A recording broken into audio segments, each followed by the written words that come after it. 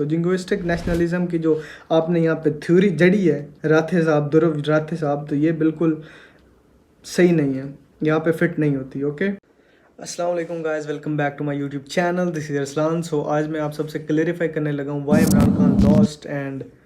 Political crisis in Pakistan और इनकी reason क्या है। हम थोड़ा फ्लैशबैक में भी जाएंगे और एक इंडियन यूट्यूबर हैं जिनके काफ़ी सब्सक्राइबर्स ही हैं, 7 पॉइंट समथिंग मिलियन उनके सब्सक्राइबर्स हैं यूट्यूब पे और अच्छे एक्टिविस्ट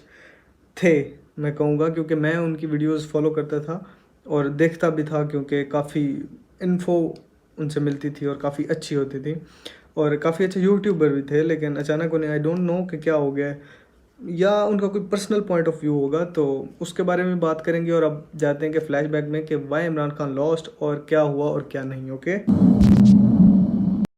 अच्छा तो भाई लोग पहले जाते हैं 2018 में, जब ये जनरल इलेक्शंस हुए थे पाकिस्तान में। तो हुआ ऐसे था कि दो मेन ट्रेडिशनल पार्टीज थी, पीपीपी और पीएमएलएन, ठीक है, जो आपस में जिनका कंपटीशन होता था, ठीक है। लेकिन मसला ये हुआ कि नवाज शरीफ साहब और जो जरदारी साहब हैं उन पे कुछ केसेस चल पड़े करप्शन के, जिनको लेके थोड़ा मसला हुआ और सुप्रीम कोर्ट ने उन्हें हटा दिया, ठीक है। उसी बीच में जनाब आए पीएम इमरान खान साहब, जो कि अब पीएम नहीं रहे, वो आए और उन्होंने कहा कि जनाब उन्होंने अवाम से कहा कि मैं प्रॉमिस करता हूँ कि ऐसी करप्शन और ये सारी चीज़ें नहीं होंगी और आप मुझे वोट दें। 155 सीट्स पीटीआई ने जीती, जहाँ के पीएमएलएन ने सिर्फ 86 सीट्स जीती, जो कि दूसरे नंबर पर रही। और फिर आती है पीपीपी जिसने 56 सीट्स जीती। तो पाकिस्तान की नेशनल असेंबली में 342 सीट्स होती हैं, जिसमें से 172 जो होती हैं वो मेजॉरिटी होती हैं, और जिसके पास 172 हो तो वो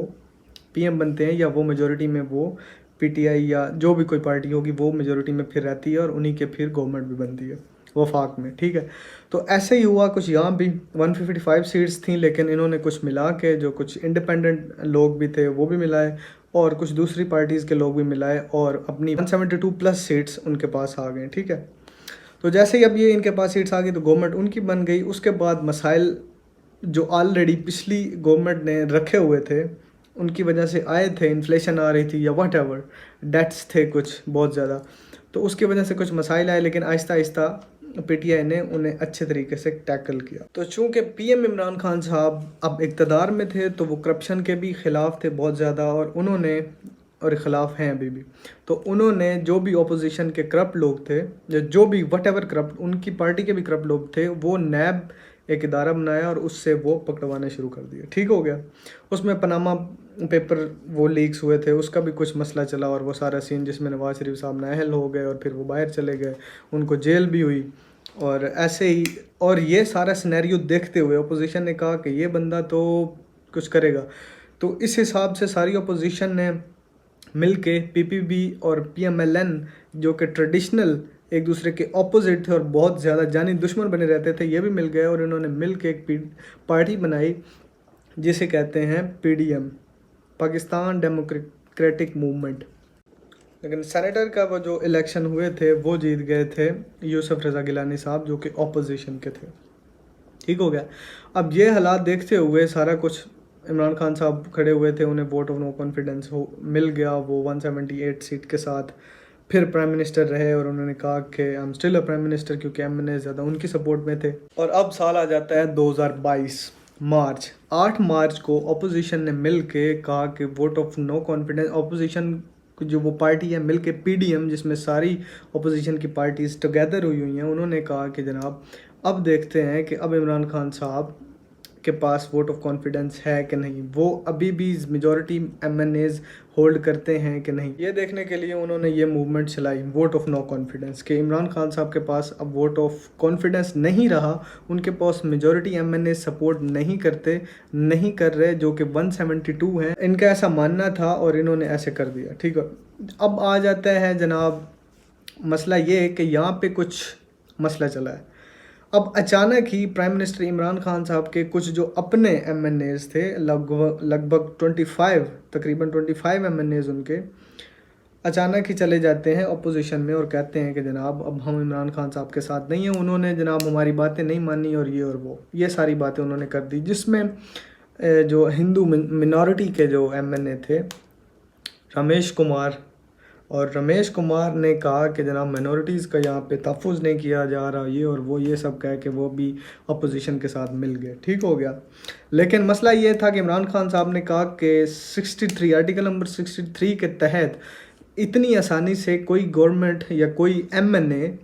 अपनी पार्टी को डिफेक्ट नहीं कर सकते। अब अगर ऐसा हो जाता कि वो लगभग अब 25 से 35 लोग, 2 डज़न लोग अब एमएनएस जो थे वो इमरान खान साहब के साथ नहीं थे। पीटीआई ने ये क्लेम किया कि ये फॉरेन कॉन्स्पिरेसी है जिसके तहत यहाँ पे गवर्नमेंट चेंज की जा रही है, क्योंकि इमरान खान साहब आपको याद होगा कि गए थे रशिया में, और रशिया में वो जब गए थे तो उसकी वजह से मसाइल आए, और ये पीटीआई ने क्लेम किया कि यहाँ पे फॉरेन कॉन्स्पिरेसी चलाई जा रही है। अमेरिका चाहता है कि क्योंकि हमारे हालात और हमारे रिलेशन थोड़े रशिया से अच्छे हो रहे हैं तो हम इन्हें, और यूक्रेन की जंग भी चल रही थी तो इसकी वजह से यहाँ पे गवर्नमेंट चेंज होनी चाहिए, ये पीटीआई वाले क्लेम करते हैं। अब इसी प्लान के तहत इमरान खान साहब को लेटर भी आया, और वो लेटर भी कुछ गवर्नमेंट के लोगों को पता चला, और उसके बाद स्पीकर कौमी असम्बली 3 अप्रैल को उन्होंने ये फैसला सुनाना था कि वोट ऑफ नो कॉन्फिडेंस में कौन जीता है कौन हारा है, मतलब वोटिंग होनी थी, ठीक हो गया। लेकिन 3 अप्रैल का दिन आता है और उन्होंने कहा कि आर्टिकल नंबर 5 के तहत क्योंकि यहाँ पे फॉरेन इंटरफेरेंस हो रही है तो इसके लिए ये वोट ऑफ कॉन्फिडेंस जो मूवमेंट है ये नहीं हो सकती, ठीक हो गया। तो ये देखते हुए प्राइम मिनिस्टर साहब फिर पीएम रह गए, लेकिन उन्होंने ये भेज दिया प्रेसिडेंट साहब को कि ये आप असम्बलीज डिज़ोल्व कर दें, जैसे ही आप असम्बली डिज़ोल्व करेंगे तो नए इलेक्शन स्टार्ट होने चाहिए, ठीक है। तो ये एक अच्छी और सही डिसीजन था, और डेमोक्रेसी भी ऐसे सेव हो जाती, और जमहूरियत, पहले भी इमरान खान साहब जमहूरियत के साथ थे, और वैसे भी वो उनकी पार्टी का यही क्लेम है पाकिस्तान तहरीक इंसाफ, पाकिस्तान में सिर्फ इंसाफ होना चाहिए। और उसके तहत उन्होंने कहा कि भैया ठीक है आप लोग करवाएं इलेक्शंस दोबारा, और इलेक्शंस में पता चल जाएगा कि कौन अभी भी डेमोक्रेसी होल्ड करता है, पॉपुलरिटी होल्ड करता है कि नहीं, और अगर नहीं करता हुआ तो दूसरी पार्टी की जो गवर्नमेंट है वो बन जाएगी, अगर वो ज़्यादा होल्ड रखती हुई या ज़्यादा पॉपुलेशन रखती हुई और ज़्यादा उनके वोट बने तो भैया ये देख के यहाँ पे ध्रुव राठी साहब ने कहा है, और जो मुझे जो बुरा लगा है या मुझे अच्छा नहीं लगा, उन्होंने कहा है कि भैया जी इमरान खान साहब ये बहाना बना रहे थे कि इमरान खान साहब जो है ना वो बहाना बना रहे हैं, क्योंकि ना तो कोई फॉरेन इन्वॉल्वमेंट है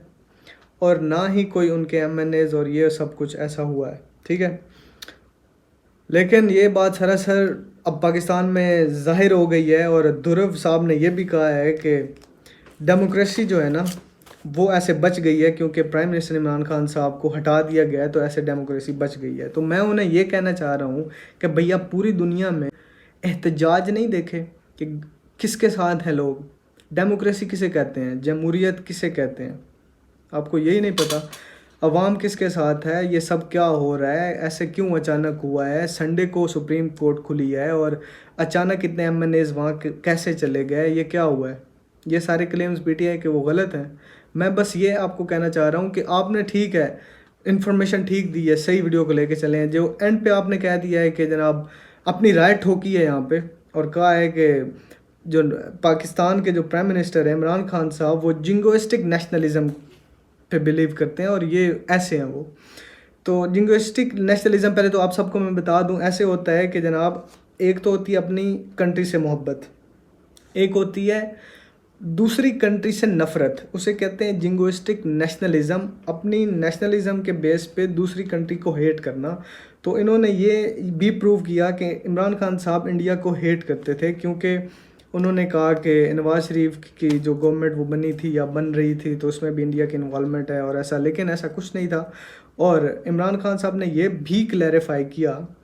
कि ऐसा कुछ नहीं है। और आपको याद होगा कि सिद्धू साहब आए थे जो कि इंडिया के एमएनए हैं पंजाब में, वो आए थे इमरान खान साहब से मिलने, और यहाँ पे उनका बहुत ही अच्छे से वेलकम हुआ था। अच्छा वेलकम होने के साथ साथ उनको ऐसा किसी ने कोई बात नहीं की कि जनाब को इंडिया से उनको उनकी कोई सी पार्टी ने ये नहीं कहा कि इंडिया को हेट है या ऐसा कुछ। तो जिंगोइस्टिक नेशनलिज्म की जो आपने यहाँ पे थ्योरी जड़ी है राठे साहब, ध्रुव राठे साहब, तो ये बिल्कुल सही नहीं है। यहाँ पे फिट नहीं होती। ओके। और दूसरा आपने भैया एग्जाम्पल दी, अटल बिहारी वाजपेयी 1999 में जो प्राइम मिनिस्टर थे वो वोट ऑफ कॉन्फिडेंस की वजह से, वोट ऑफ नो कॉन्फिडेंस की वजह से हार गए थे, लेकिन सिर्फ एक वोट की वजह से, और फिर कुछ अरसे बाद दोबारा इलेक्शन हुए और इलेक्शन में वो बन गए। वो बात आपकी ठीक है बिल्कुल, लेकिन वो उसमें किसी चीज़ की इन्वॉल्वमेंट नहीं थी, कोई फॉरेन इन्वॉल्वमेंट नहीं थी, और ना तो हॉर्स ट्रेडिंग हुई थी वहाँ पे। तो वो एमएनएज या जो भी वो उन्होंने कॉन्फिडेंस लूज़ किया था, तो वो एक वैलिड रीज़न थी। यहाँ पे वो वैलिड रीज़न नहीं है, तो इसीलिए अवाम ना तो चुप है, ना पीटीआई चुप है, ना इमरान खान साहब चुप हैं। Okay, I hope so guys कि आपको वीडियो अच्छी लगी होगी, and thank you so much for watching my video. और अगर आप में से किसी को मेरी बातें बुरी लगी हैं या आपको बुरा लगा है तो I am sorry for that. मेरा मतलब किसी को हर्ट करना नहीं है, एंड कीप वॉचिंग।